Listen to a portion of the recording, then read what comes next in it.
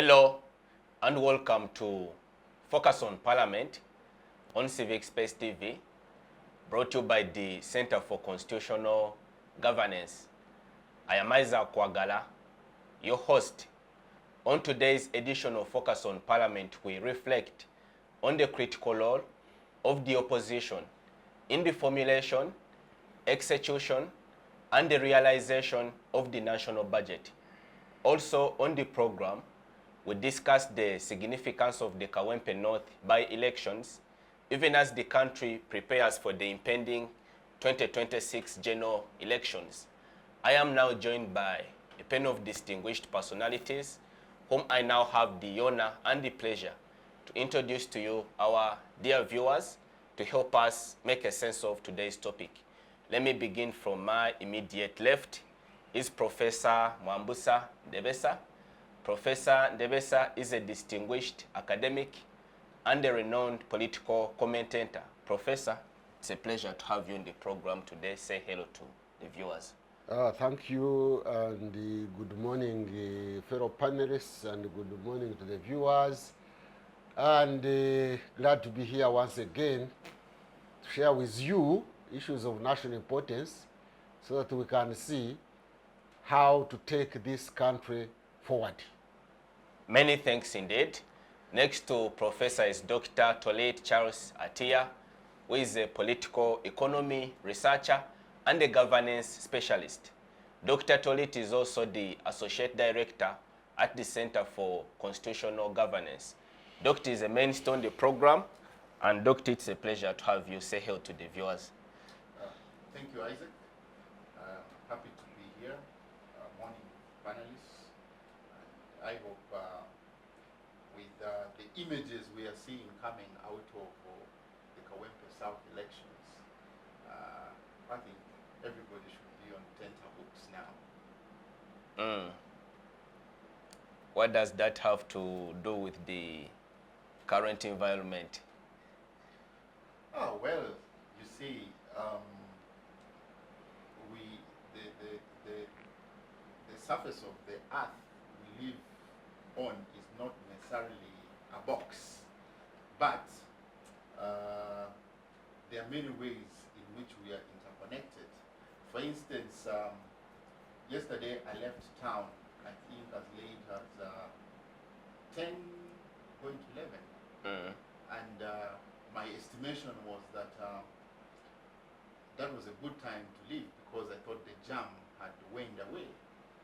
Interestingly, I got into one of the biggest jams I have been in for, I was getting home close to midnight. So the entire Gayaza Road, right from town, one day there and going that side. So something crossed my mind. I just told myself, you see, every time something is happening in a particular place, you could think that it is remote and does not affect others. But just that jam alone had a lot to say. And one of the key characters I saw on the jam was a number of government cars with government number plates. I saw a number of UCs. Yeah, so I was just wondering, the elections start this morning. The voting starts this morning. So at 11 going to midnight, what were we all doing on the road? Many thanks, Doctor. And of course, next to Doctor is Mr. Apollo Tusiime, who is a senior journalist covering Parliament. It's a pleasure to have you, Apollo, on the program. Say hello to the viewers. Good morning, viewers. Thank you so much, Isaac, and my fellow panelists. Good morning too. And it's a pleasure again to be part of the civic space. I'm looking forward to a fruitful discussion. Thank you for joining us, Apollo. For context, this week, the Parliamentary Opposition Caucus had an interface with the Parliamentary Budget Office and a host of civil society actors where they discussed priorities for the alternative opposition budget for the year 2025-2026. That forms the basis of our discussion in the first segment of Focus on Parliament. Doctor, I am going to ask you to start us off with an overview of what the budget process really is for the benefit of the viewer. Yeah, you see, what we ought to understand is that how does government get its money? How does government make money? If I'm to use that word. Democracies are structured in a manner that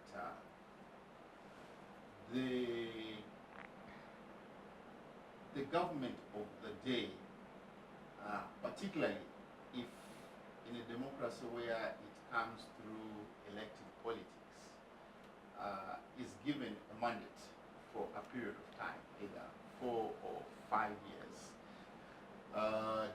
depending, and the head of that government is either a president or a prime minister, if you're using the parliamentary system of government. So in our case, we have a president, and we have a multi-party system in place where parties compete, and then at the end of the day, once the swearing in is done, largely the Constitution sets out what you call the regime, the range of legal regimes that, and one of the functions of government basically is to appropriate resources. But which resources? The resources, amongst others, include the mandate they have, to collect taxes, from the citizenry, and of course, without going into all sorts of taxes, we just need to know that there are a range of taxes, fines, penalties, all accumulate and go to the consolidated fund. And government also borrows for its programs on behalf of the citizens. Now, all these activities are moderated by the institution of Parliament, which then traditionally, I think now by end of May, is supposed to get what you call a preposition from the government of the day, where it comes and articulates through the Minister of Finance what the fiscal policy arrangement is, what the macrofinance environment looks like, what the microfinance environment looks like, and all this is supposed to be done within the realm of democratic practice, where we believe that if you have what we call an orthodox parliament, that you have in the House, you have members of parliament who belong to the ruling party, like in our case the NRM, and then you have an opposition, members of the House who belong to the minority parties that are in the House.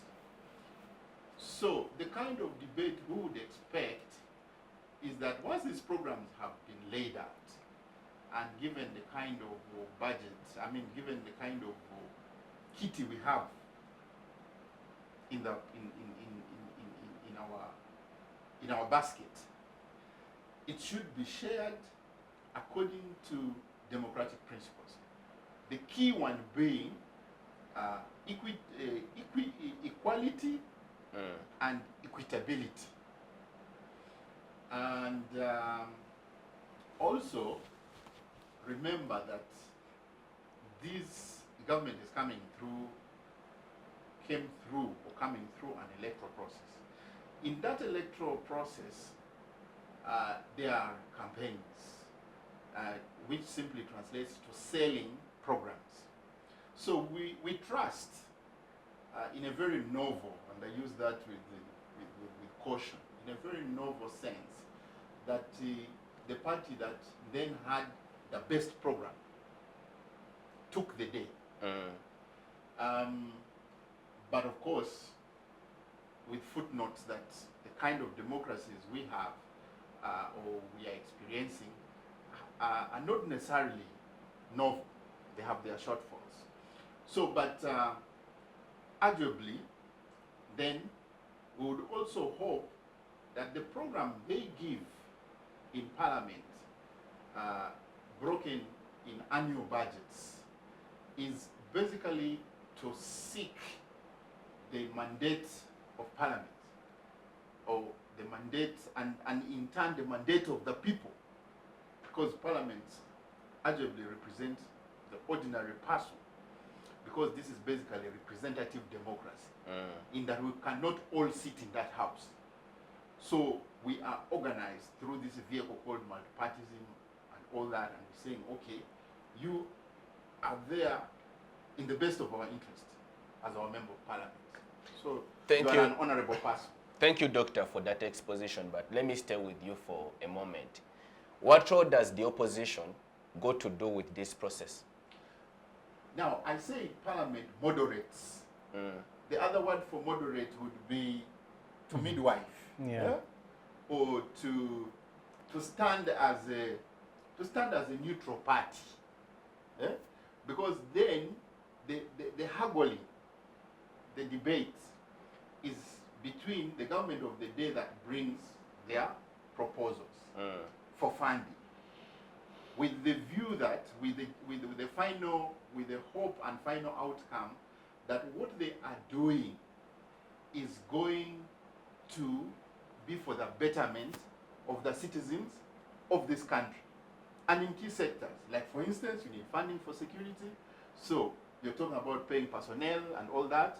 You need funding for health, so that citizens are able to, when they get sick, they can go to hospital, get helped. You need funding for education, so that we have a nation, like Uganda has a young nation of people who should be able to go to school, get socialized, get skills, and then be able to be productive citizens. So it's like a circle. It's like a factory. You are investing, for better citizenship. Because once people come through school, then tomorrow they're the people who are working, and then you can get tax from them. They are the people who go into agriculture. They become the productive sector. Then and then knowledge, because knowledge, science, because there's the same people who are going to become innovators and all that. So Parliament is supposed to stay a neutral position and say, okay, if you are saying you need so much for this, that, can you articulate it? It goes to basics, like in any project. You give a preposition, you also need to show what the outcome will be. The budget needs to match the activities. You also need to show a monitoring system. How do we check and confirm that what you said you are going to do is actually being done? Yes, and all this, remember, you are doing it for the good of the people and within a realm of law and order.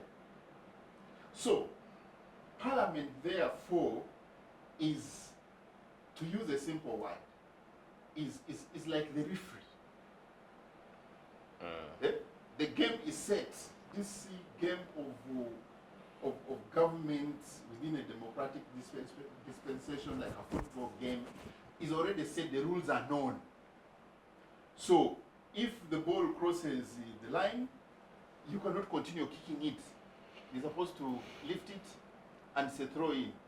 If you cause a problem within the box where somebody is about to score, you are penalized. It's a penalty, you know. So that is what this parliament is supposed to do. But now the burden even falls higher with the opposition. Why? Because in this Westminster Abbey style of government, or the riparian style of government, you find that the people who are bringing the budget or the proposal to spend oftentimes are those who are part of the ruling party. Like in Uganda now, the NRM is the ruling party, and it's also the majority. And you, like they say, you don't ask a monkey whether you should cut the forest where it lives. You can be sure that it will tell you no. You know? So we don't expect much out of the members of parliament of the NRM. But still the same, in terms of the game of principle and rule of law, we expect them as people's representatives to be able to be articulate, not necessarily arguing on grounds of the party. Because you can still be a promoter of a party, but be principled. Because like one of the biggest challenges we have in this parliament of ours is the question of supplementary budget and the question of appropriation of funds, inequity in appropriation of funds. We just had recently, we had the school results coming back. You know that we have an education system where it's arguably that in primary education is free access, secondary education is free access. But if you look at the numbers, when you enrollment now, by the way, for both boys and girls has reached what you call parity. So the question of gender seems to have been resolved. That by the time people are going into P1, there is almost 100% girls, Yeah, actually 100% females are many more boys. than boys. But then, as you get to P7, you find that out of an enrollment of 100%, probably, I think now, I don't want to state the figures because they have skipped my mind, but I think 70% sit P7, with less girls by the time they get into P7. By the time you're getting to A level, it even reduces more. By the time you're getting to advanced education level, probably those who started in P1 100%, less than 60 are going to A level, or even less than 50. So the question for a country would be, where have the others disappeared? Thank you, Doctor, for your perspective. I'll return to you in a short while. Professor, in an address to the Parliamentary Opposition Caucus, the leader of the opposition stressed as a focus for the alternative budget framework for the opposition, the need to combat corruption. But the question I want to put to you is the opposition doing enough to champion effective alternative budget policy? Thank you for that question. Ideally, ordinarily, in a democratic system, a liberal democratic system, because there are very many democratic systems. There is the liberal democracy, there are authoritarian democracies, even they also say they are democracies, they are controlist democracies, There are all sorts of democracies. Now, let's go by our constitution and think that we have in place a liberal democracy. You would say, using the metaphor of audit, that the opposition in parliament is supposed to play the role of an auditor, to audit the policies of government, to audit the accounts of government, to audit the systems of government, etc., etc., and then propose either alternatives or propose sanctions so that we have a working system. So the opposition is not useless. It plays that role because any system, any governance, any institution needs at least auditors. Auditing doesn't necessarily have to be looked at negatively. Even when you are auditing firms, you are auditing business, you are auditing institutions, you are auditing NGOs, you are auditing government, you are not necessarily auditing with the view to punish anybody, but it is with the view to correct systems, to improve systems. That is what ideally should be the case. But in our situation today, in our political regime today, that is not the case, because the opposition side audit or views are not given the rightful space to operate, to improve the systems. It is what in Kiswahili they say, wacha waseme watachoka. Wacha waseme watachoka. Let them talk, they will get tired, and we shall go and do what we want. Now, that's why, to me, the issues we are discussing, and I've said it before, are not issues of legal necessities. Looking at the whether legally the parliament is operating rightfully, or the judiciary, or whatever, all of them finally are determined by politics, the political regime in power. So, the operating political regime in power does not tolerate opposition, does not tolerate alternative views, does not tolerate audit. So, for them, they are saying, okay, for the case of showing that we are a democracy internally and internationally, we shall allow the existence of opposition, but we shall let them talk and we shall not listen. Wacha waseme, watachoka. They will get tired. So, is all lost? No. I think that now at least the opposition scrutinizes policies of government, audits accounts of government, points out anomalies, shines light on them, and the public at least knows what is going on. Because otherwise, the public would not know what the government is doing if the opposition completely was absent from parliament, or if opposition was not even talking. So, now, that conscientization, creating awareness, let me use the awareness now. There is creating awareness. I should be excused now for being academic intellectual. There is a certain renowned educationist scholar called Prof. He makes a distinction between awareness and consciousness. That awareness is knowing, getting to know the challenges, the contradictions that are there, that affect you, that shape issues. Consciousness is later that the population now does something about what they have known. So, what Parliament is now doing, or the opposition is doing, in terms of auditing policies and systems and audit and the finances and corruption and all that, is creating awareness.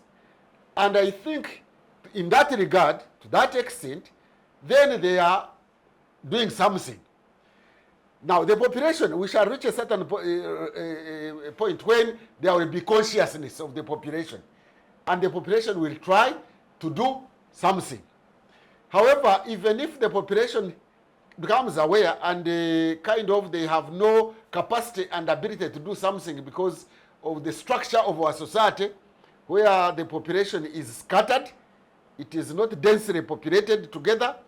It is segmented in rural areas, and even those in town are not organized in associations and groups that can make a difference.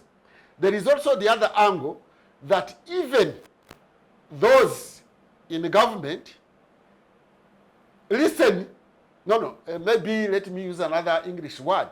They hear, but they don't listen. They hear, but things pass through, are not registered in their consciousness.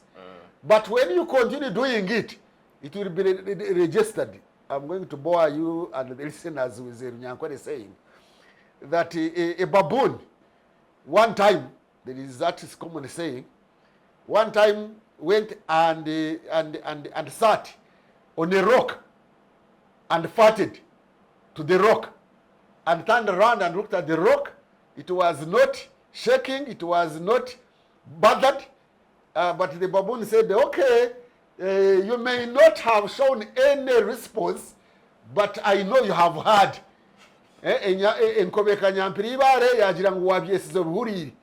That you just kept quiet, but you got the message. And gradually, this farting has got some chemicals. They may create weathering in the rock until the rock starts weathering away. So, I think the baboon is now what they are considering as a baboon is farting on the rock and the rock and the rock. In Kobe, at one time, so the point I'm trying to make here is that yes, the opposition can, but the opposition is not only members of opposition in parliament. There is an oppositional side.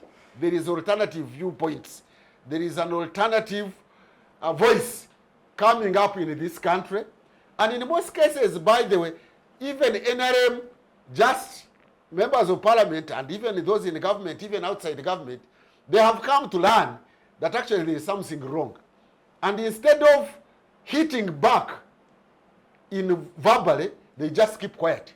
They say, watch our seme, what a choker. But nevertheless, like the other proverbial rock that the baboon farted on, they are getting the message is going, the contradictions are heightening, they will reach a certain point. Because as I said last time when I was here, in respect of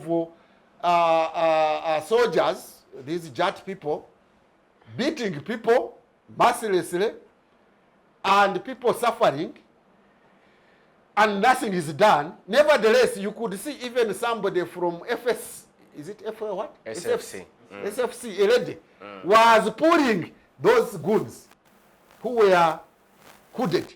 She was pulling them back, meaning she was sympathetic. She was feeling empathy. She was feeling the pain.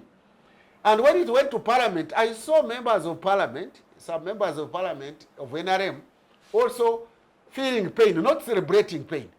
Of course, there are a few who celebrate the pain. They celebrate the pain of the people suffering. They are celebrating corruption. Now you asked about corruption. Because if you are not celebrating corruption, why wouldn't you listen to the alternative viewpoints as far as corruption is concerned? Professor, and political corruption at that, not necessarily financial. About corruption, do you agree with the judgment of the leader of the opposition that the focus for the opposition with respect to the alternative budget should be the fight against corruption? Are there not other neglected areas that deserve due attention? There are other neglected areas, and I think if I were in parliament myself and I was carrying out my noble duty of providing alternative views and auditing the government systems so that we improve and move forward, would not be even concentrating on corruption, particularly as embezzlement or funds, or that fraud in funds. I shouldn't be mistaken that I would not be looking at that one also. But my concentration would be on unequal access to public resources, which is a form of corruption. Unequal access of public resources and the public wastage of resources. And unequal opportunity to citizens of Uganda. I would be pointing out the poverty map of Uganda, showing how he's from West Nile. You know, they are the second poorest, almost second to Karamoja. I would be pointing out how Acholi is now the poorest. Never mind that members of parliament are converting when they are the first poorest in the whole country. I will be pointing out how the Karamoja people have natural resources, but they are being brought here in Kampala. There is in fact a factory of Visit Limestone or something like that around Mukono. From Karamoja now has electricity. Why are you bringing the things here, the stones here, when you should be providing employment to the Karamajongo people? I would be pointing out how in some districts people do not pass exams at all. You find 0 people. I will be giving out that map, that education performance map. I will be bringing out the poverty map. I will be bringing about the services map. I will be bringing out unequal access to public resources, to scholarships, of the public scholarships. I will be pointing out how some ministries get more money than others. I will be pointing out even access to justice, that in some institutions, some people, when they are caught in corruption, they are punished, but others are caught in corruption, but they are not punished. I will be pointing out how some people in this country are taxed heavily, and others are exempted, are not taxed, or they turn a blind eye to their goods and they come into this country without being taxed. I would point out those unequal relations in society where the level of income inequality is expanding, where social distance is expanding, where there is no more social mobility, that a certain family, a certain region is born into poverty and will die into poverty when another social area, another social category of people have been wallowing in wealth, and they are continuing to wallow in health. I would be pointing out how in this country, in some regions, or in some people, or some social categories of people are increasing their wealth, are going to good schools, international schools. They have now gone to even outside, when others are going to UPE, where they say they should not pay fees, but they don't pass exams anyway. I would be pointing out how some people go to Kirudu Hospital and other hospitals of government, and they don't get treated. They don't get treatment.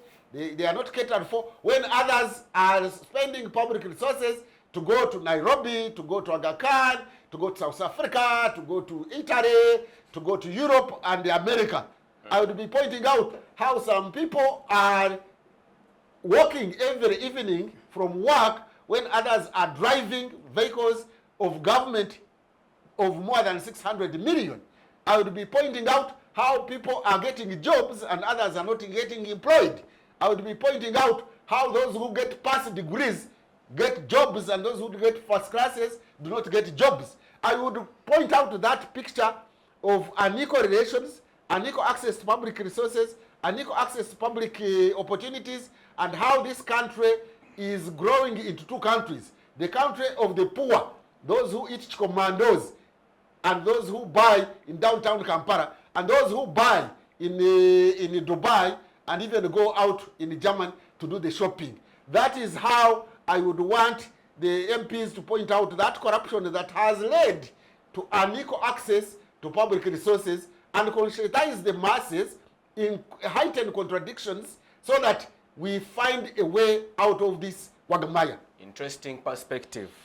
Apollo, granted, budgeting is quite a complex process, but there is the other phenomenon of the opposition proposing alternative policy and considerations which have been consistently and perennially ignored by the government.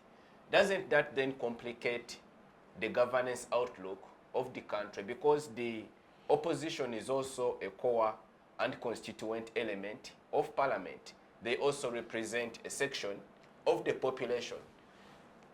What should be done to resolve that dilemma? Thank you, and I appreciate the submissions of my co-panelists here, Doctor and Professor. I think it is important to understand why the role and the contributions of the opposition are ignored.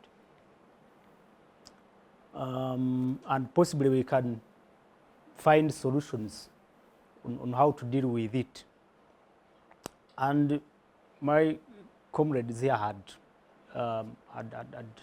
given us a picture of how our politics has been constructed. And it is constructed in a way that you have only to be in government to do all the things, to do everything. The winner takes it all mentality is now coming to haunt us. The role of the opposition, like they said, is to check the excesses of government. And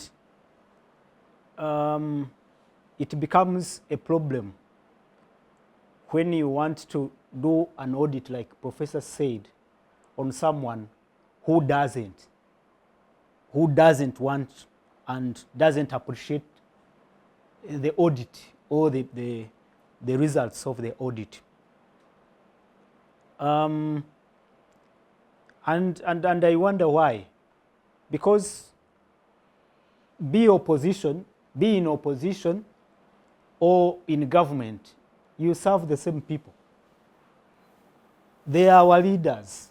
Both of them are our leaders. And we assume that even if you are an NRM or you are in opposition, you are serving Uganda and Ugandans. But what we see now is that even when the alternative proposals, like budget proposals, are tabled, they are ignored. They are not given space. They are, like Professor said, it is wacha waseme, watachoka. Apple, in your journalistic experience, yes, do you recall any single instance where the government has been persuaded by an alternative budgetary proposal by the opposition? I don't think they care about what is in the alternative budget proposals. Yet it is provided for that even when the national budget is read, the opposition have to table an alternative budget. When the State of the Nation address is delivered, the opposition have to also present an alternative State of the Nation statement on the State of the Nation. So it is very frustrating. It is frustrating for them not to understand, like I was saying, that they serve Ugandans. Even if they are minority in parliament, I think that their views should also be given space, should also be listened to, and actually adopted for consideration. Because you cannot, just because they are few in parliament, the opposition is few as in representation in parliament, does not mean that they don't have views and that are contributions to make. So how I wish that this can change. We appreciate that these are also leaders. They have a mandate. They have something to offer. They have to make a contribution. And we shouldn't be looking at them as enemies. And I don't know why, because I think it's Professor Ndebesa who hinted on it. Even the members of the NRM, the ruling party, at times you see them as if they appreciate that there is a problem. But then when it comes to time for making a decision or voting, then they vote otherwise. They are also under captivity of the political You system. don't know what is happening. Apollo, before we go in for the commercial break, is there anything specifically that the opposition can do to augment their capacity and enhance their visibility in the budgeting process? I think what they ought to do have done it. They have done their best. We have had many, regimes of opposition, and they have argued their case on priorities of government. For instance, when during the budgeting process, in allocation of funds, they have argued that these monies are going into non-priority areas, but their voices are ignored. I think they, like Professor said, they can continue to push, like the other baboon. They can continue to don't want to say until there is weathering. Until there is weathering. Yeah, we have to support their efforts. We have to compliment them, their efforts. But I think the people we should be calling to order as the people who have power, because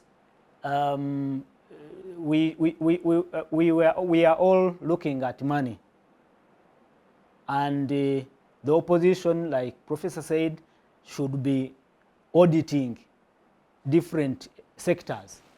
But there is another sector, or there is another area of power. How is power shared? For instance, the commission, the Parliamentary Commission, how many opposition or independent members sit on that commission to make important decisions or to be part of those decisions that are made by the Parliamentary Commission? You get what I'm saying? We should also task the opposition to agitate and demand that they should also be part of the decision makers. On the table of decision makers, they should claim for their equal share. Not only, for instance, like when we have the voting, the positions for Yara positions. How are those positions shared?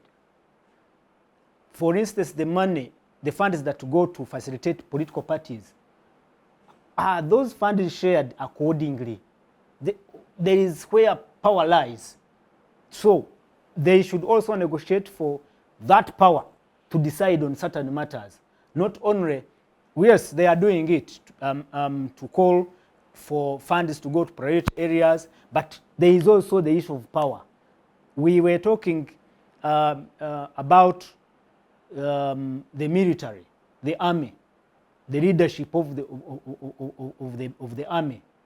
How can we have a system where there is equitable, that command and the command structure, the leadership is shared equitably? You get what I'm saying? There should be equity in different sectors, not only demanding for equitable sharing of resources, but also equitable sharing of power. Thank you, Apollo, for your thoughts. Focus on Parliament now takes a short break. Do stay with us. We'll see you back shortly. Digital rights are those human rights and legal rights that allow individuals to access, use, create and publish digital media or to access and use computers, other electronic devices and telecommunication networks. Digital rights include a right to freedom of expression, information and communication through technology, a right to privacy and data protection, a right to credit for personal works, a right to universal and equal digital access, a right to identity, a right to anonymity, a right to be forgotten, and a right for protection of minors, among others. The state's digital rights are frequently violated through various unfair actions, for example, blockage of websites and social networks, theft of credentials, unauthorized use of people's data for personal gain, privacy intrusion, online censorship, arrests and intimidation of online users, internet blockages, and the proliferation of laws and regulations that undermine the potential of technology to drive social, economic, and political development worldwide. It is hence every citizen's responsibility to respect rights of other digital users and to speak out or report to the responsible parties when one's rights are violated. Welcome back.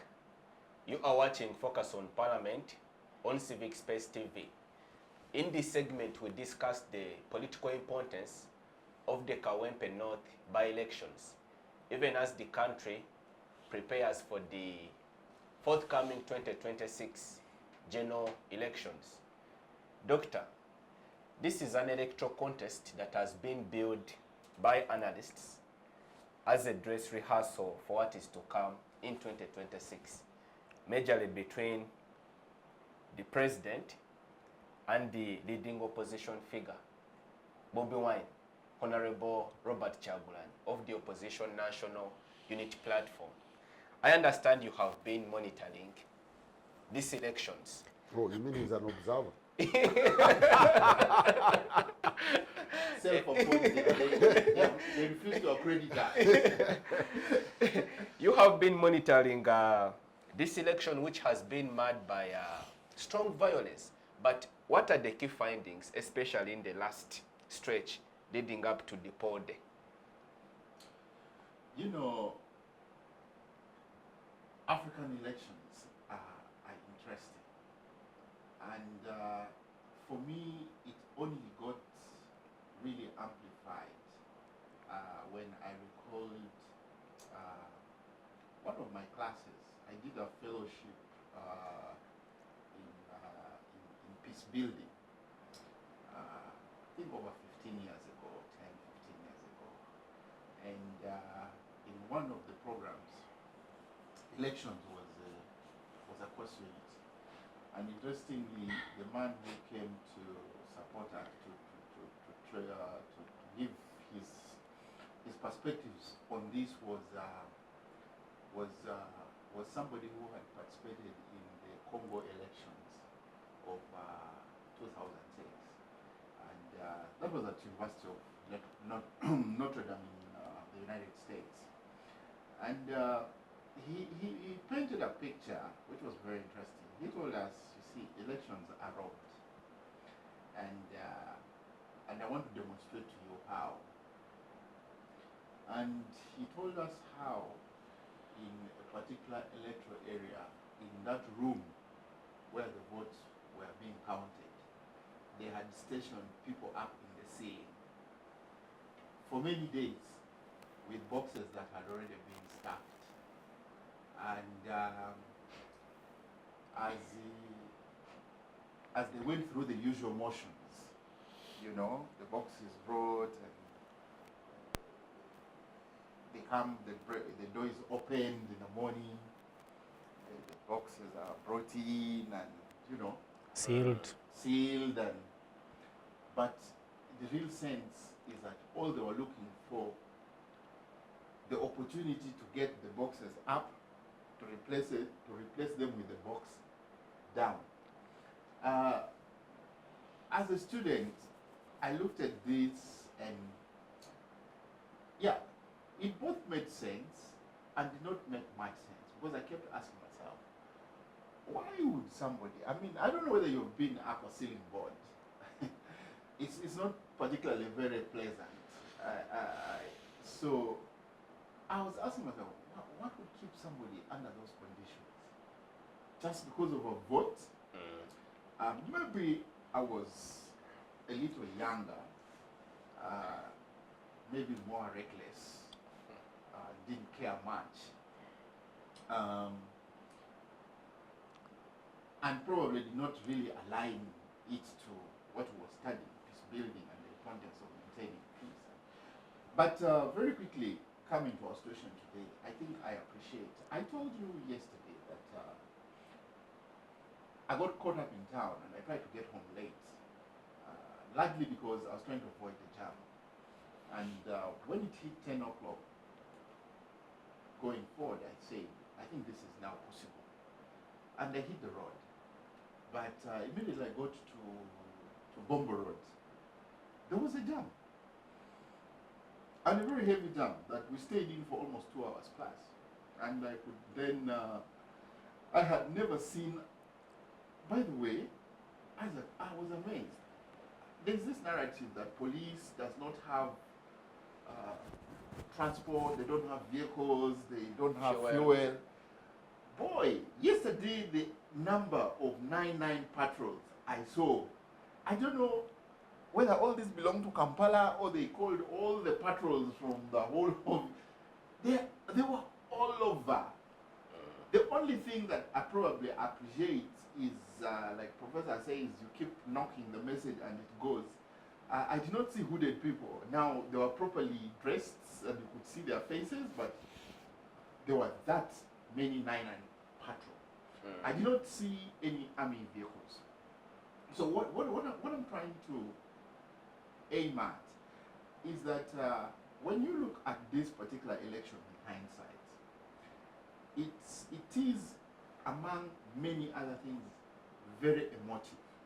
Because this is a by-election which is here to replace a member of parliament who died.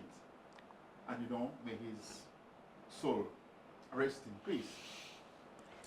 And we continue, you know, fraternizing with his immediate family and friends and all that. Because, and then who is this person? Because also, this person, the Segirinya RIP, comes into the political scene in a very dramatic style.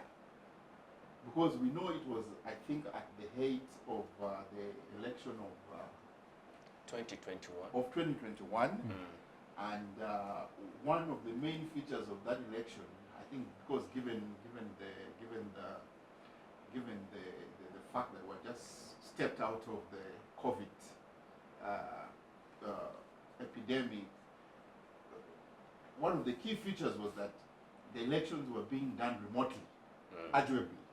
But although other people were moving, you know, to be specific, the NRM people were moving, and they did not create any danger of COVID.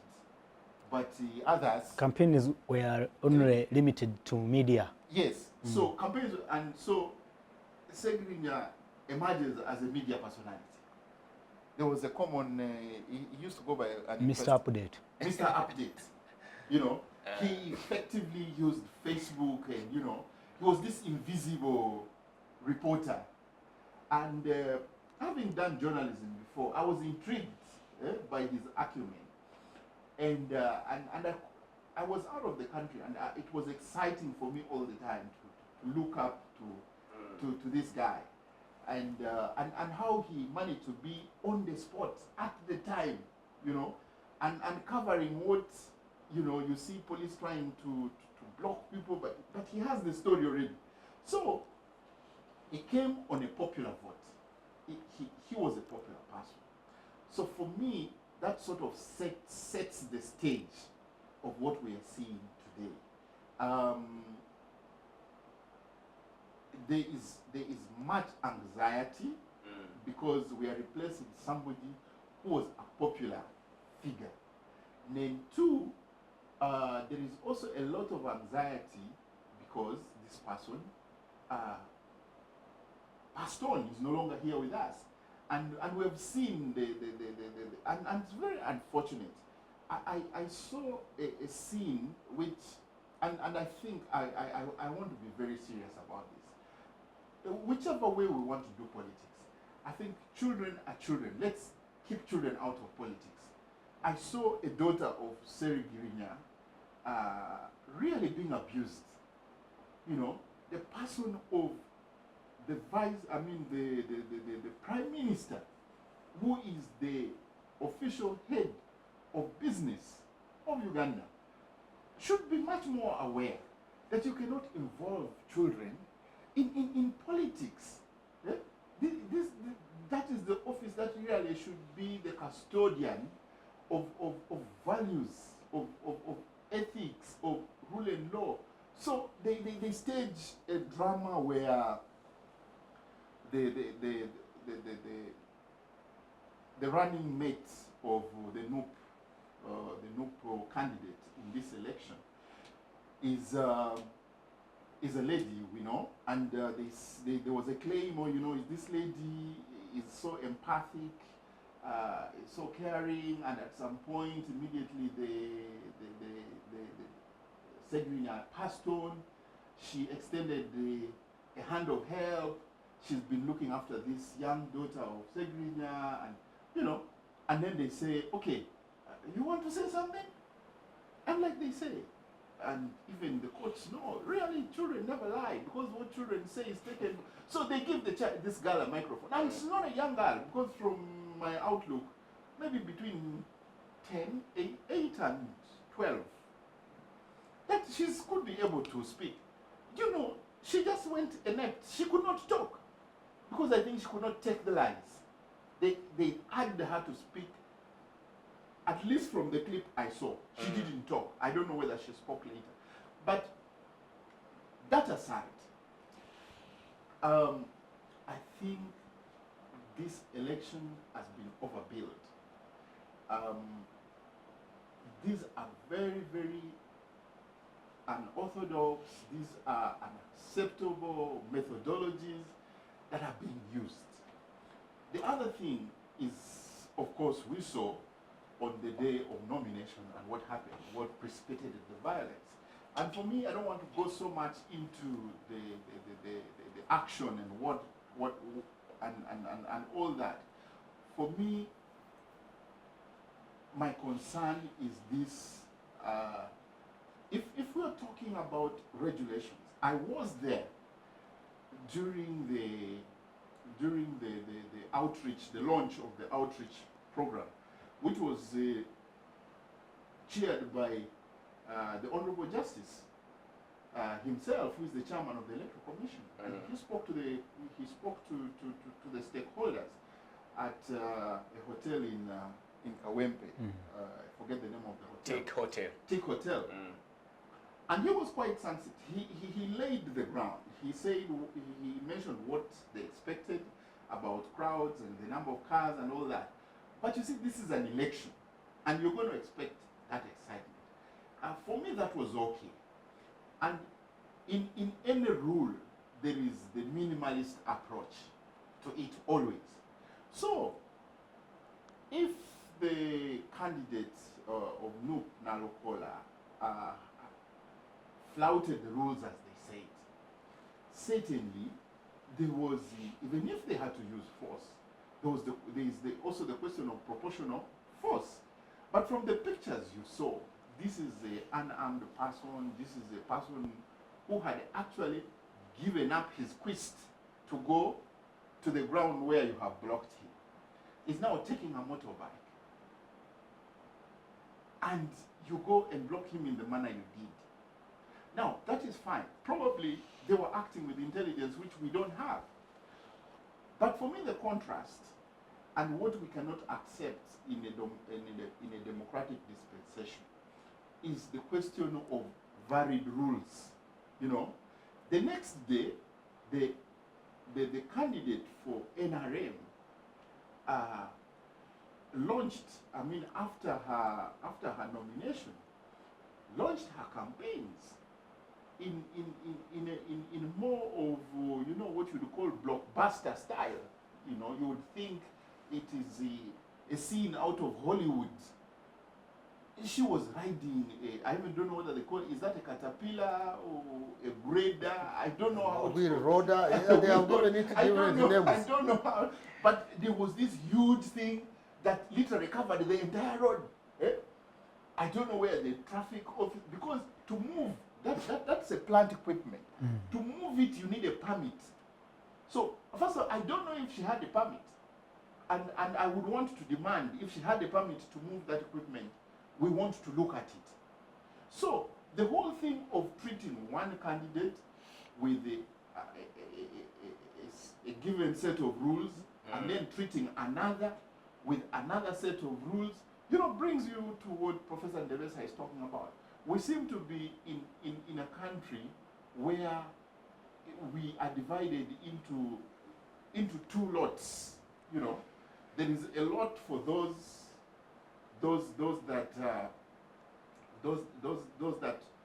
that rule and pander, and then there is another segment for we the would have been citizens but now subjects, and these things have serious consequences. Look, the Prime Minister of the UK, Boris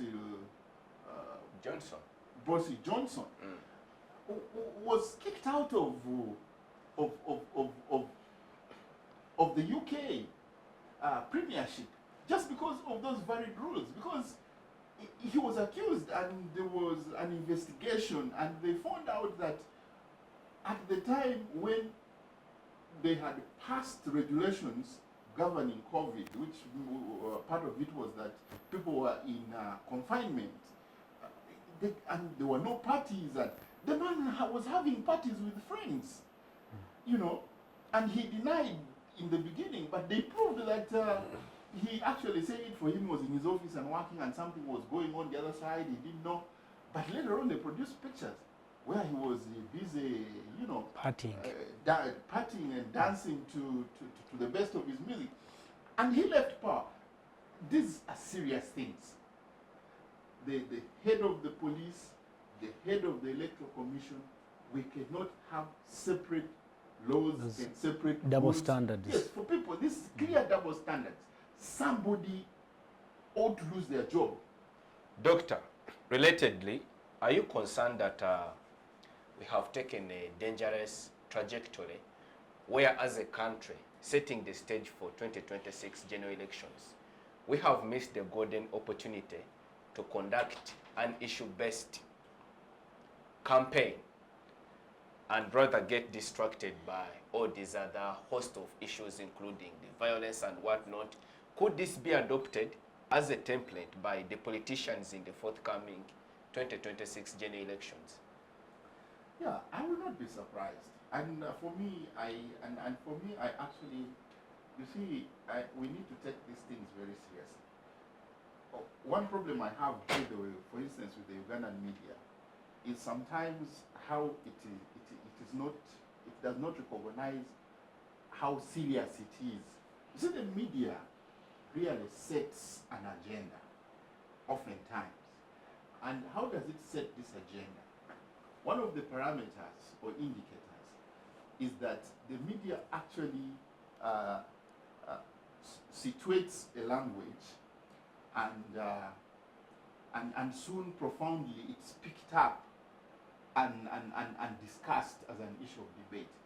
Now, there has been this elitist attempt to try and keep a veil on our face and try to mimic things. You see, there has never been an issue-based. The Ugandan politics has never been around issues. And to even try to attempt to say that we can have a politics of issues is a complete insult to the citizenry of this country. I'll give you an example. If the president who is the captain of Uganda's ship himself does not base his arguments on issues, I'll give you two examples. We've just been discussing Parliament. In the last parliamentary budget, the president was actually icked by Parliament that they had denied some individuals money. And he used his whole force to come back to Parliament and ensure that these monies were given. Yes, the president... He refused to sign. Yes, the president he actually untwisted Parliament. Yeah? And for me, Parliament, I'm yet to see this Parliament develop its back. Because if I was part of the members in that house, I really would have also continued advocating that the Parliament does not adhere So I created a standoff. I would have created a constitutional crisis. But of course, we have the parliament we have. The president the other day was in Kawempe to mop up the campaigns. Do you know, I was shocked at what the president was saying. And I was like, is this the president of Uganda? The one who took an oath of sovereignty to safeguard the constitution?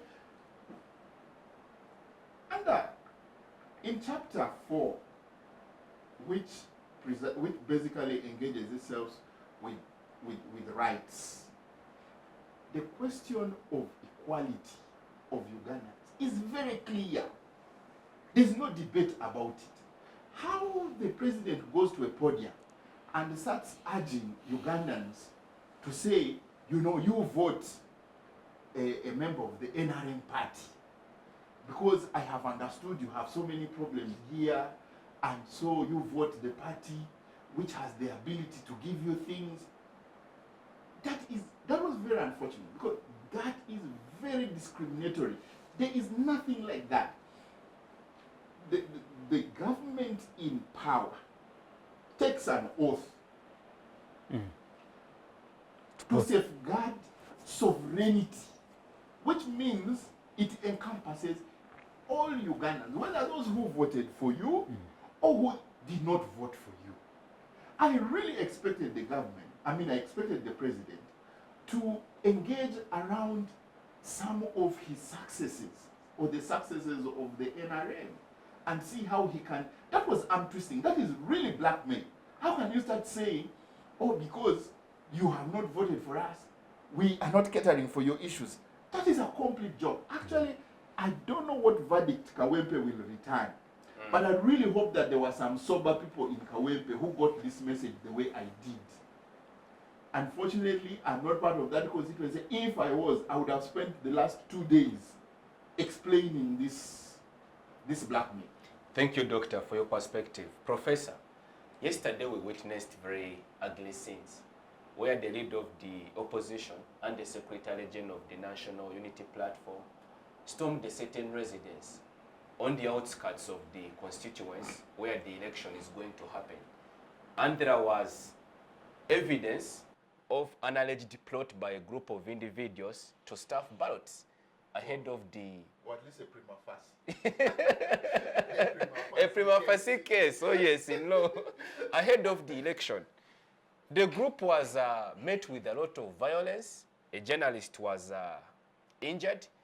The Secretary General himself, I think he revealed the wound to the eye, and the leader of the opposition was almost killed, but the car was smashed. So, is this a contest where we already have a predetermined outcome? Is it really worth it? Thank you. Contest notwithstanding, I think the government using force, the violence that it is using, it is creating a consciousness. You see, the consciousness, identity consciousness, is created by, it is a response to certain stimuli. Now the stimuli is that violence. And Kawempe side in general, is it Kampala North? How would we call that place? Yes, it's Kampala North. Generally, in terms of Kampala, which represents Uganda, has a certain level of consciousness. That area, the Kawempe area, in fact they call themselves Kawempe Republic, has got certain slum areas where people are concentrated. Karerwe is the biggest food market in the whole of Uganda and the whole of Kampala. It's bigger than Owino, it's bigger than Nakawa. You have got Chifumbira, it's also a slum. You have got Chimombasa, it's also a slum. Now, those areas have got a certain level of consciousness, and it is being created by the violence from government. You've got Makerere University. People may not know that Makerere University is also in Kawempe. Although it's not in Kawempe North where the elections are taking place, it is in Kawempe. And some actually non-resident students stay in Kawempe North, but also in Kawempe South. So there is that consciousness of the educated people, of those people in the slum areas.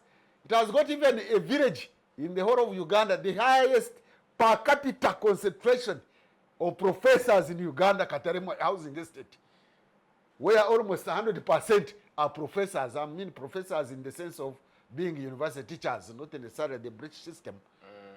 And you find that area has got a relatively large concentration of Muslims in the Kampala area. Now, there is another element I want to introduce to the listeners and to the panelists here, is a question of dignity.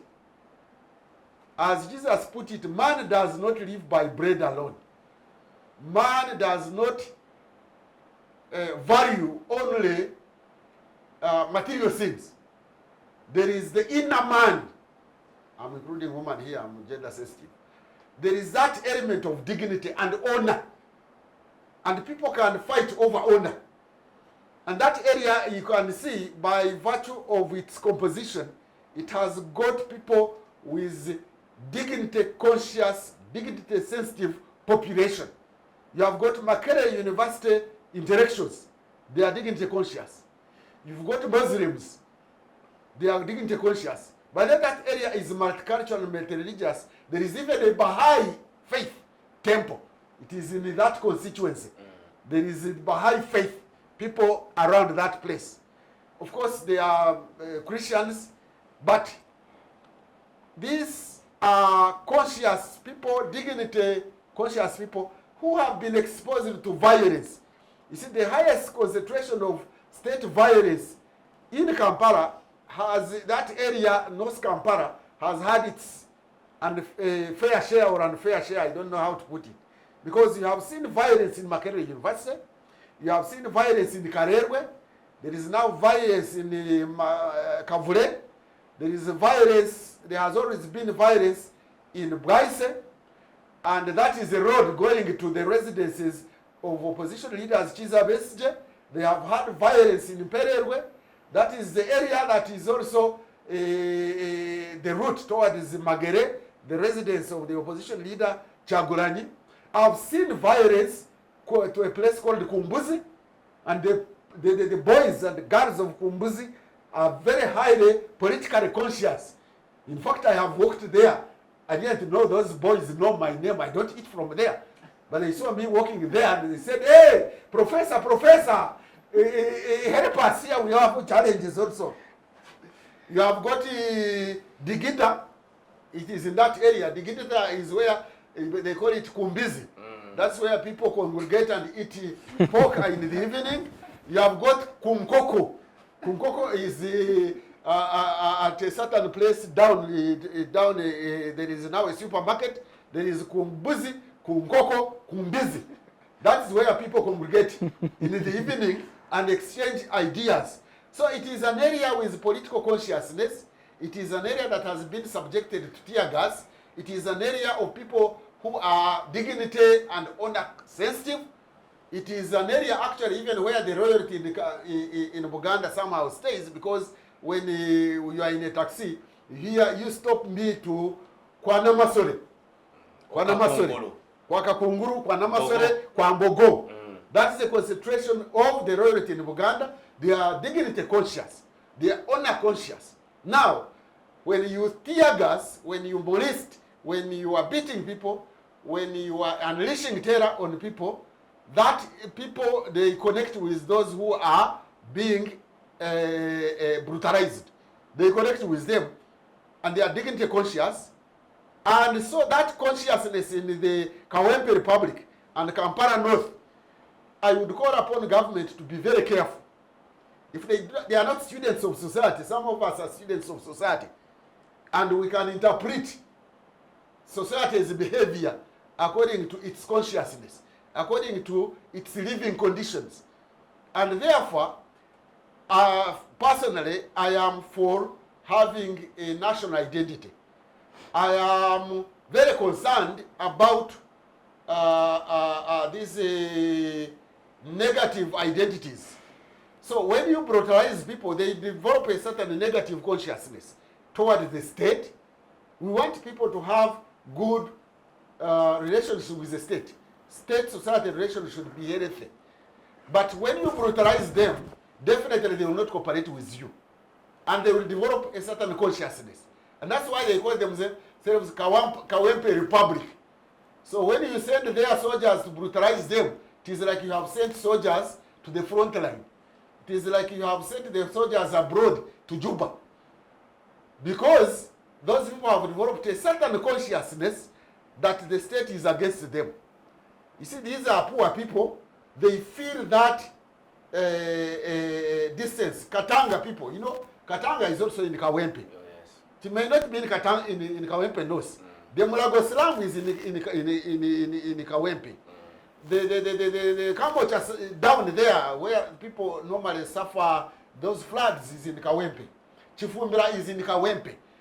Tura downtown Valley Tura. It has a group of those people. You have Makerere University students who have got high expectations of living that good life they see being displayed by vehicles. You know, these high level vehicles with escorts, guards, and all that. You are bypassing Makerere University students who are conscious, who are aware that their taxes are paid to these people. You have got Makerere University professors who are around there. They are looking at that level of wastage of public resources. You have got Karerwe people who are looking at the way the vehicles stop there to buy food. These gatherers of the state, and they know that they are paying taxes, and therefore we should be sensitive when we are handling them. We should be sensitive about when the elections come, because elections can be a result, the outcome of elections and support can be a result of reasoning, but it can be a result of emotions as well. It is not only reasoning that determines the way people behave. It is also emotional intelligence that make people behave. So when you beat people and you add insult to the injury and then you celebrate their beating, you have beating itself is bad. But celebrating is also very bad. When you celebrate, you injure their honor. You know how Buganda Kingdom reacted to Obote's government and have never excused him? Is because when Mengo was attacked and Ruviri was attacked, and the Bulangi, which was a symbol of the Buganda honor, was turned into Republic House. It was adding injury to the already injured. They are injured that their monarchy was abolished, but then you turned Bulangi into a barracks. The Ruviri was turned into a barracks. And Ruviri, the was palace. Headquarters of the military. Of the military. The palace was turned into a barracks. The palace was turned into military, and the naming even Republic House. In a monarchy headquarters, the palace, it became Republic House. It was injuring the dignity. So they had annexed. It was injuring the dignity and honor of the community. So please, government, whether you want support from Kawempe, it doesn't matter. Of course, government, NRM can get support from there. But the question of violence, which you talked about, that the leader of opposition of government and the Secretary General of a party are beaten like chicken thieves. They are just beaten, and so government celebrates. These people are these fools. I see. We have beaten them, but Mr. Moderator, you beat the Secretary General of a party, you beat the leader of opposition, and then you celebrate. You don't come in to say maybe we are even sorry or whatever. You just beat them.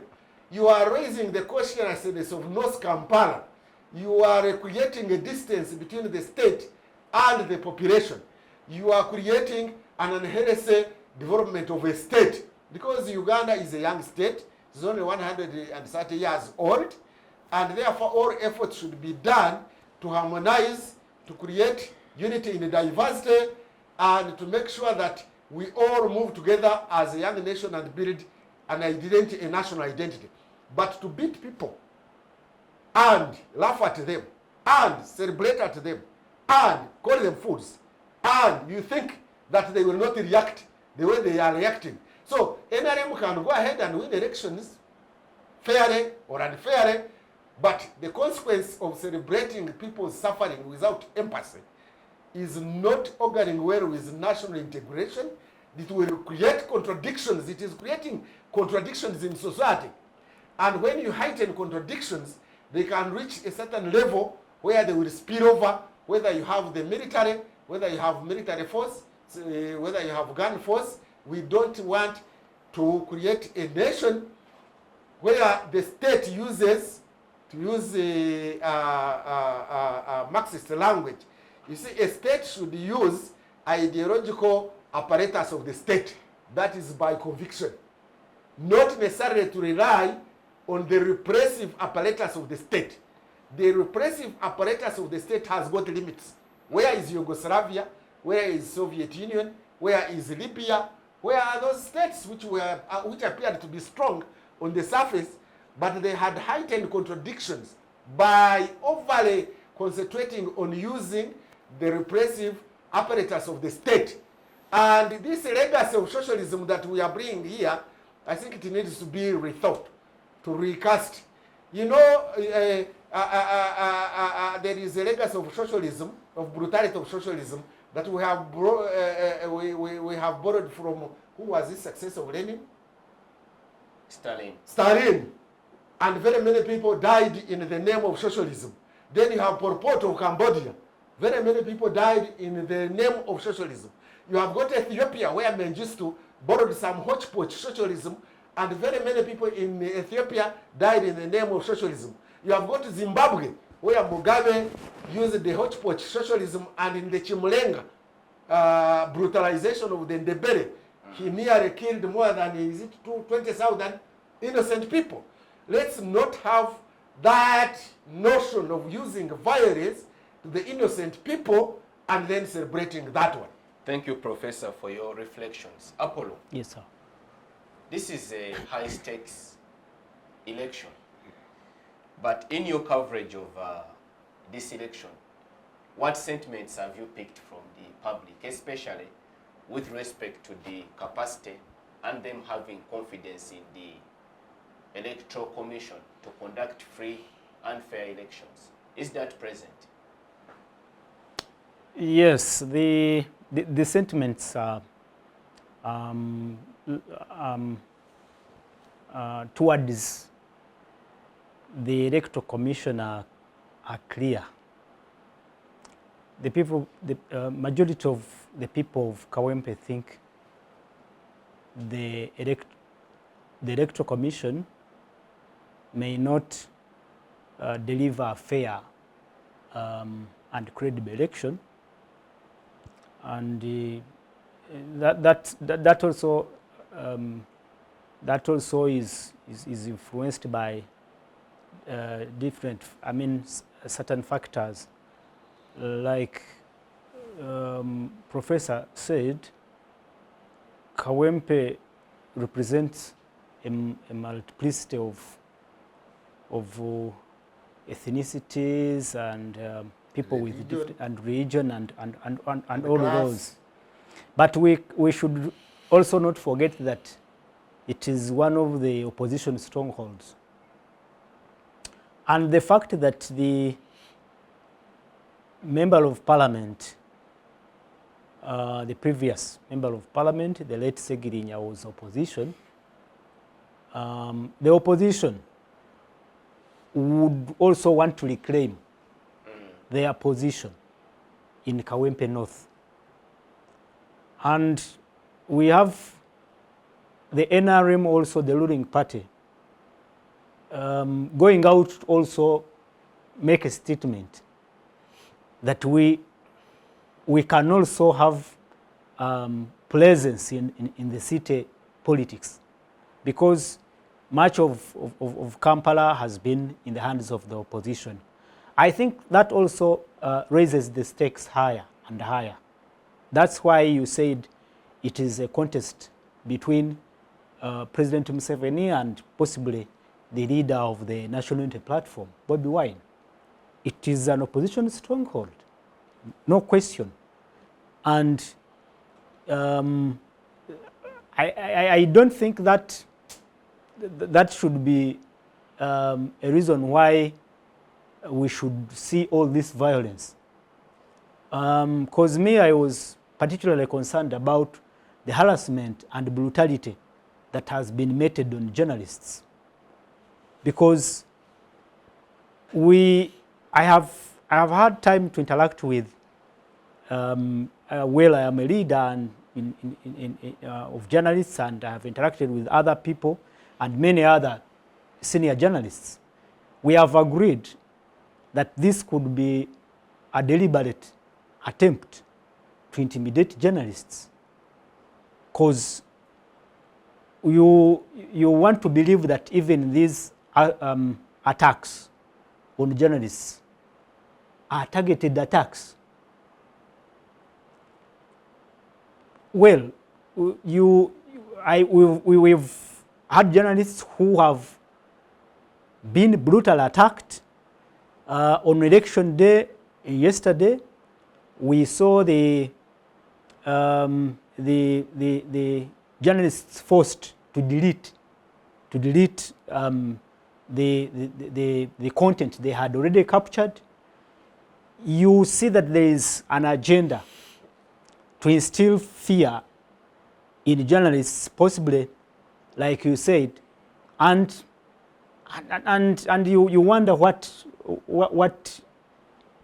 intentions could be behind those acts, because journalists are also play a role. Journalists play a role in a democracy. They are actually free press is a benchmark of a democratic government or governance. There is no reason why journalists should be targeted. A journalist almost lost an eye. We don't know actually if he will he will retain sight. Yes. The incident where the leader of opposition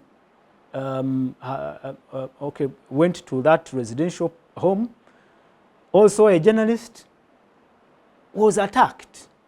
So yesterday, but there was another one whose leg was yes, injured. yes.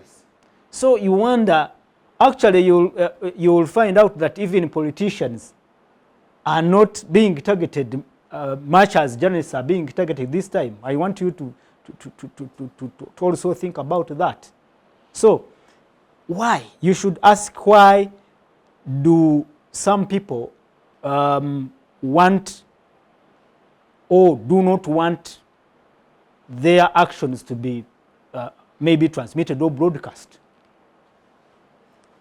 Live coverage. We've seen live coverage during elections being, banned. They don't want the media to relay live broadcasts.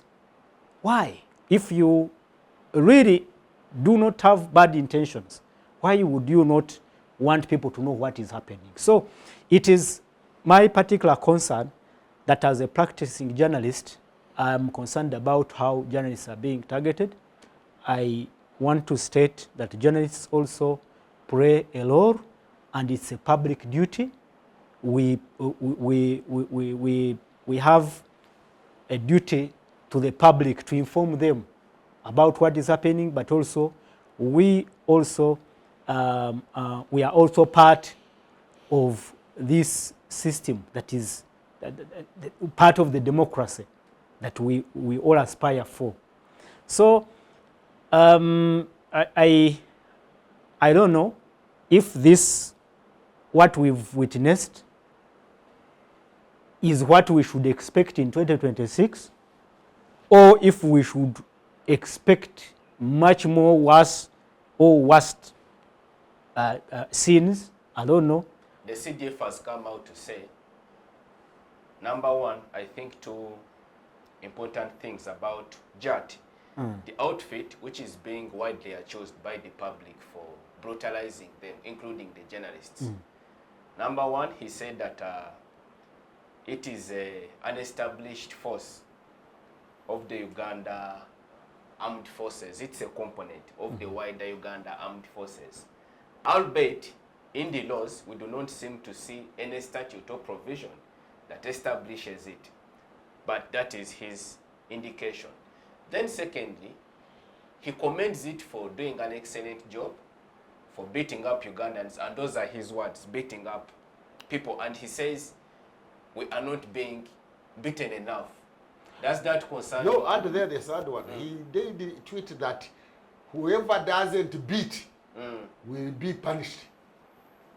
I don't want to respond to the comments of the CDF, especially those he posts on his Twitter or X account, because at times his close associates come out to dispute that they are not his views. Their accounts have been hacked. We have seen it, where his close associates later come out to allege that these are not his views.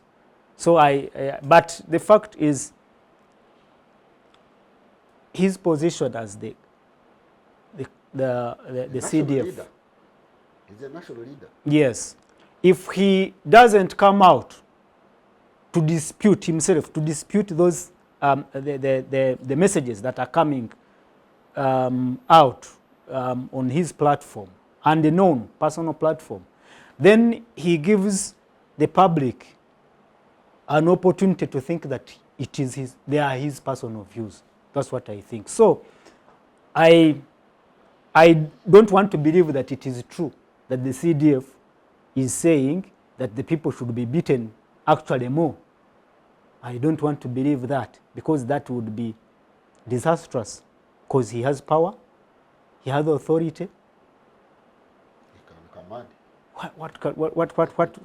So, but colleagues, I again think that we should think about the future of our country. This is just a by-election. Just a by-election. And it's just one seat in Parliament. Even if the opposition took this seat, actually it has been their seat in Parliament. What's so huge that the ruling party will lose? Why should stakes be that high that people should die, people should lose their eyes, or should have their legs broken just because of in this by-election? Thank you, Apollo, for your thoughts. Doctor, as we conclude, what is the political significance of this seat? Why the violence? Oh, well, you know, by-elections, by the way, are, in Uganda's context, have always been very contentious. And the reason being that participants from both divides would want to use it to make a new statement. They would want to say, if they lost previously, then they have improved. They would, because a seat in Parliament, whether one, is crucial. It's a very crucial issue in the multi-party dispensation.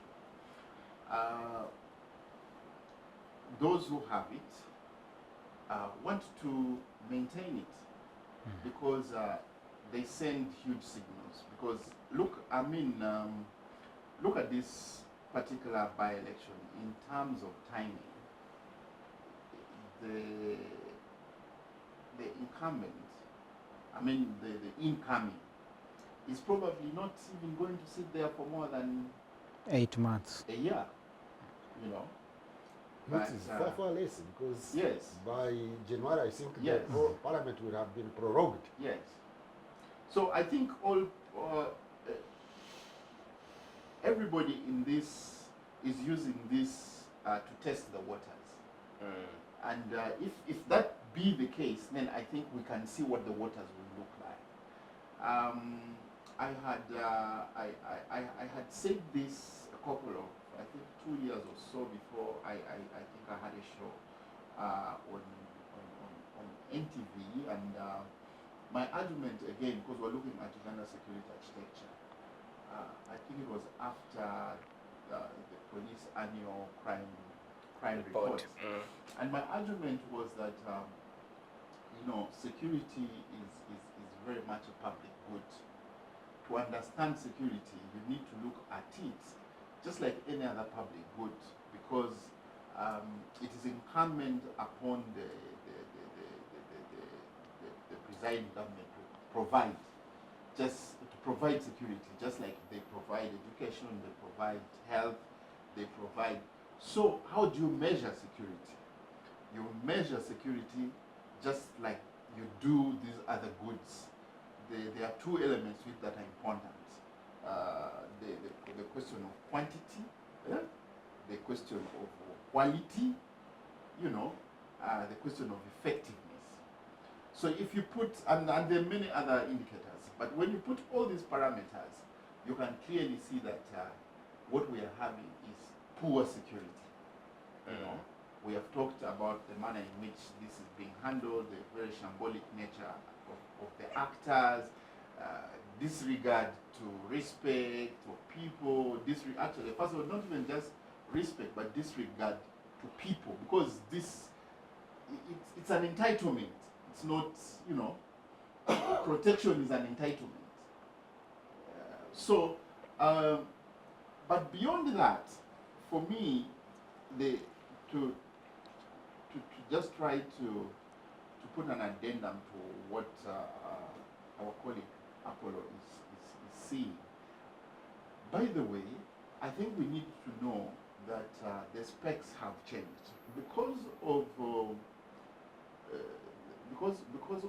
the technological age we are living in. I think in the estimation of security strategists, attack is normally organized around what they call objective targets. And the idea is to subdue and take over.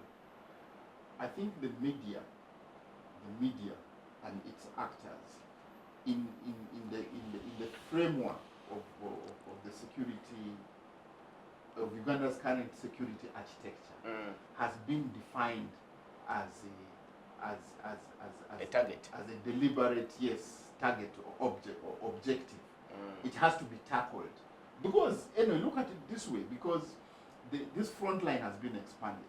You are going to suppress opposition or a demonstration and all this, and yet and illegitimately, because all these actions are catered for within our constitution and are okayed. So you beyond engaging in an act of illegality, beyond acting, beyond propagating state excesses, the front line has been expanded in a manner that you are now doing it right in people's sitting rooms. And this is what complicates this whole thing.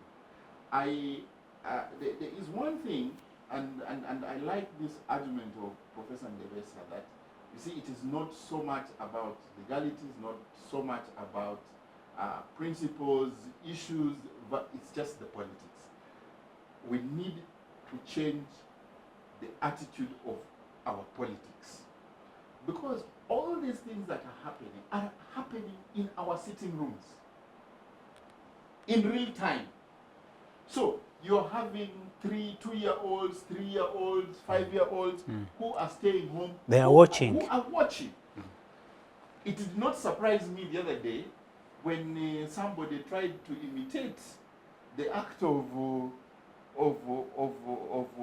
immersing himself in petrol and burning himself. Incidentally, he died. Yes, and He eventually died. And he died, And he has just become another statistics. And nobody cares. Nobody in the leadership has made any comment about it. Instead, they're just vulgarizing it. They are simply saying these are cheap acts of the opposition.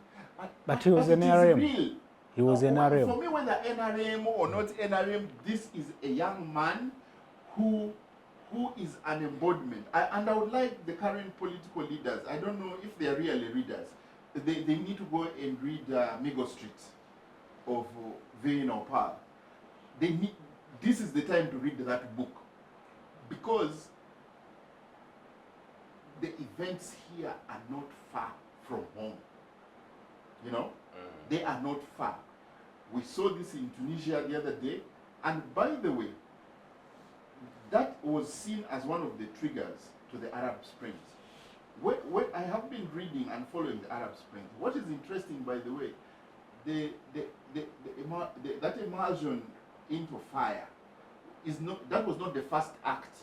I'm told it actually happened many years, many years before.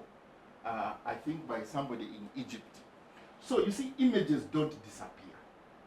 So this violence, like we are seeing it. The English say, when you caught a witch, it is only certain that you'll soon become a witch. Those who read literature on mass atrocities in the Nazi, within the Nazi regiments, there was a lady, Perry, who was basically a wife of one of the Nazi actors, and she was soon to become one of the most brutal killers. And she didn't ever belong to the force, but she just kept seeing the images of what the husband was doing. She was brought in the Nuremberg trials. She was one of the people who were tried during the Nuremberg trials. And she admitted to the offense and simply said that for her, she did not want, for her, hers was more out of emotion, passion. She did not want to see, she did not want her husband to see her as less cooperative. And for her, she went for kids. She got kids. She found about 8 kids on the road. They looked haggard, hungry. She lured them with food. They followed her. She took them back to the camp. The husband was not there, and the other actors were not there. She kept looking, and things were going on in her head, and said, but by the time these guys come back, why would they find I have also done a heroic act? And she shot this kid, put them in a line and shot them one by one. What am I trying to say? These images we are seeing of violence, and whoever is perpetuating them should be sure that we are in one boat. And if the time of reckoning comes, we shall all be trying to find a sailor out of this. Thank you, Doctor, for your thoughts. Professor, your concluding remarks on the program. I want to follow up on what Dr. Tolit has just concluded with. Professor Mahmoud Mamdan has a book on Rwanda titled When Victims Become Killers. That's the title of the book, When Victims Become Killers. The message inside the book, under that title, When Victims Become Killers, is that, anyway, a final message he was giving is that, and exhorting people to do, is that don't do reverse discrimination. Because at one time, the Hutu ethnic group had been a victim of exclusion and discrimination by the Tutsi.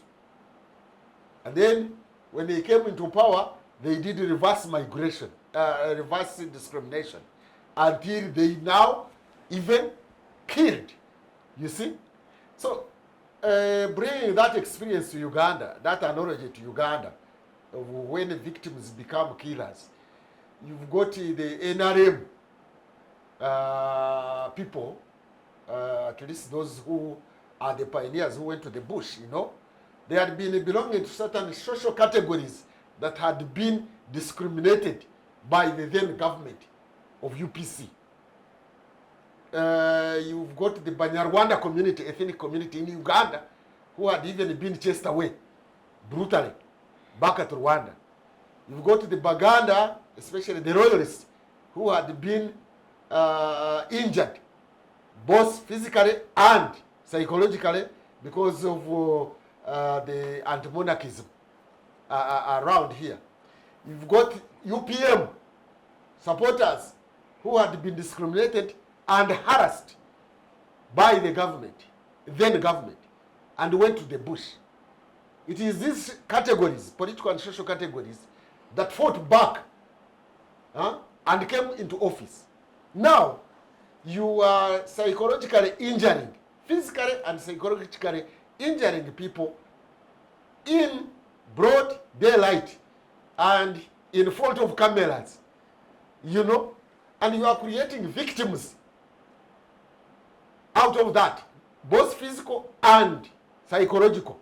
You know, some people think that psychological injury is not very bad. It is.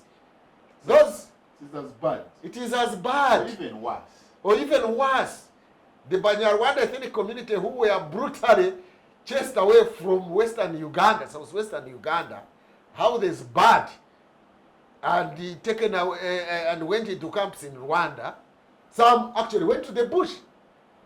Some people here in Kampala who were pandagared and psychologically and physically injured, they went to the bush.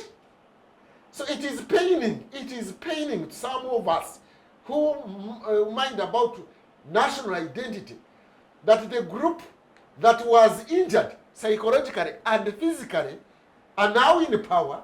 They are again meting out that injury, that brutality, and celebrating it. And celebrating it, causing more harm to the injury. We shall beat them. In fact, we have not given enough. And it is not condemned, or even when it is condemned, the way it's done in Parliament, I disagree with the way it is for cameras. The way the ministers are responding. You don't simply say, we are going to carry out investigations. I heard even the Inspector General Police saying, we are carrying out investigations. No! Go beyond investigations. I mean, identify those people. They know who was deployed that day. You know, before the people are given guns, I am told, they sign. If you go by procedures, you sign off. You can go to the police station where those people who went and were deployed there, how they were signed off. And you can see who signed off the guns, who signed off the electric cables. Electric cables.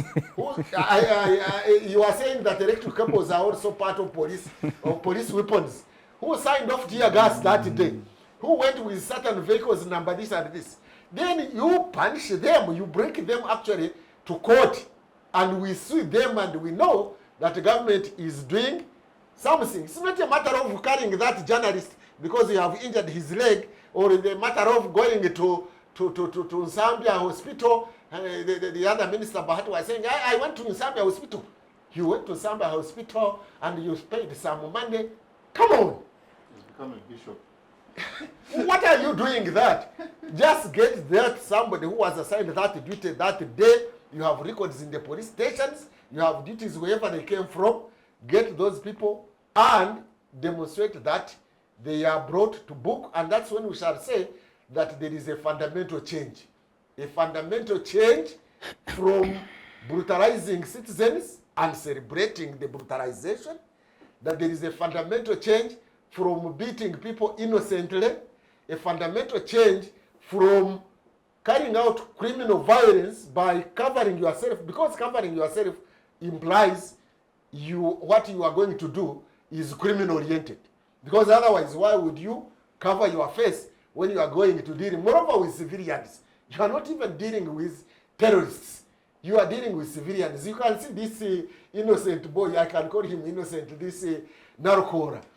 The police are hounding him, they are pulling his shirts, they are carrying the light guy. You know he's a light guy, you know. And remember, the people who identify with Narcora and the likes, you know, people who are of that identity, and they are seeing you carrying them and brutalizing them and abusing their dignity. And I've told you, let me tell you, those who are in power today, let me tell Ugandans, by the way, Ugandans are dignity conscious. They are honor conscious. In fact, there is a professor from Tanzania, he's a European, but he was writing, I think, about Uganda. He wrote a book, Honor, History of Honor. And he's referring actually more to Uganda. He shows how Ugandans have honor, are honor sensitive, are dignity sensitive, and you are injuring that sensitivity. You follow it up by words. I saw somebody replying to the CDF on the tweet that ebyata ebyo mute, ebyata in Nyankore means son of a bitch. The Banyankore know what that means, to call somebody a charter after you have beaten him. You know, I think he knows that language, a charter. So bring that language back, that you are going to beat Ndebesa, and you say a charter chomuchite. You know the message, what the message carries. I think when we are put in positions of leadership, we should also be sensitive about the language we use. You call somebody an idiot, you call somebody a baboon, a buffoon, a hooligan, you know. These are national leaders. You are calling them hooligans, you are calling them baboons, you are calling them buffoons, and you are injuring their dignity, their psychological well-being. And actually, you see, you take it lightly. This language has been there. I call it hustling. As I was at university, I started writing for the New Vision. So I happened to be sent to cover the inauguration of Hotel Africana. So the President Museveni, in his speech, after saying many things, one of the things he was very proud about was that Hotel Africana was built with personal money. There was no loan and all that. But in the middle of the speech, he got carried away and was like, you see, now, after all these beautiful things here, a beautiful hotel like this, and then somebody, a man like Obote, says he's going to come back. If he tries with his hair like a ghost, I will arrest him at Entebbe Airport. So I took just that part of that was my story. Museveni calls Obote a ghost. So I cannot forget, as a young boy, the experiences of journalism. They came and picked me from my little hood at the university, I think at 1 going to 2 a.m. and took me back to the New Vision. And I remember the deputy managing director, Tusiime, and senior journalists were on the table, very furious, and some ISO operatives. And they wanted the story reversed. Had you published already? It had already been printed. Oh. So, but they wanted to find out whether, because they denied that the president did not say this. But it helps to be meticulous. I had a recorder and I had my notes. So they went through, they listened, and the recording was there. They went through my notes and I had captured it. And so they told me to leave, and the decision was made. And of course, there are a few other things. It did not run. No, it ran. Yeah. And it ran as a headline. They adulterated a bit of the body of the story, but so it was my fact that kept me safe. But the point here is that this issue of language did not start today. And let me conclude like this, that some people, I think these ones who are doing that brutality and who are in charge of power, maybe they don't do reading and analysis. One of the causes of the war of Konyi, the war in Acholiland, was the language. That the Acholi people, after being defeated from Kampala, were called Anyanya. There was even an incident in a secondary school where a girl beat her friend because she had been called Anyanya. Because Anyanya was used derogatorily. It had been the name referring to the fighters in Sudan. Mercenaries. No, they were not mercenaries. No. Joseph Lagu was Anyanya 1. It was the name of an animal, actually, I think a bird. Then SPLA was also called Anyanya 2. And then when Tito Kero came into power, he brought back the Ugandans and some people from Sudan to boost him in Kampala to fight NRA. And so that name caught up that they were Anyanya. So when NRA came to power in Kampala, all Northerners, regardless of whether you are a Cholo or whatever, we are labeled Anyanya. And it was derogatory. And people felt bad. And so part of the cause, I'm not saying it was really a cause, part of the cause of the Northern War was that term Anyanya, referring to them as Anyanya derogatorily. So you injure somebody's dignity. They actually are dignity conscious. And so referring them to Anyanya, when even Anyanya meant the Lagu group, the one of fighting in Sudan, they felt very bad. And so other factors combined to lead to that unfortunate incident that happened to northern Uganda for more than 10 years. So please, calling people baboons and buffoons and hooligans, when they are national leaders, they feel bad. So let's not injure people's dignity and honor. I wish people could read that book. I don't know where I put my copy, but I read that book written by a professor based at the University of Dar es Salaam on Uganda, and he talked about the dignity. And so, please, people should know that Ugandans are dignity and honor conscious, and they can cause trouble like you hear honor killings in Pakistan. I must appreciate you, my guests, Professor Ndebesa, Dr. Tolit. I wish also to condemn personally the brutality on our fellow journalists. We should respect the role journalists play in a democracy. And journalists are like, I mean, we wake up every day. You also have dignity to protect. Yes, we wake up early every day to go out to work as any of us. And so for your family. Yes, so it's a profession, but it's also a service to our country. And I also want to improve our politicians, not to take politics as a do or die. I don't know if what is happening in Kenya can be a lesson to us. I can see now William Ruto reconciling with Raila Odinga. Well, they say it is a matter of national unity and also to address governance challenges. But and heal the wounds. yes, why would we maintain violence as part of our body politic? I wish you the best. Thank you. On another day, Dr. Tolit should lead a discussion on whether we can have a negotiated political settlement encompassing all the political actors in Uganda. But thank you, Mr. Apollo Tusiime, for your able participation on the program. Okay. And many thanks to our esteemed viewers for your time and for your company. Many thanks to the production department for keeping us live on air. Our esteemed viewers, do engage us on our various social media platforms. We are on X, we are on Facebook. You can watch this program on our YouTube channel, where you can also subscribe to. We'll see you next time. Be blessed.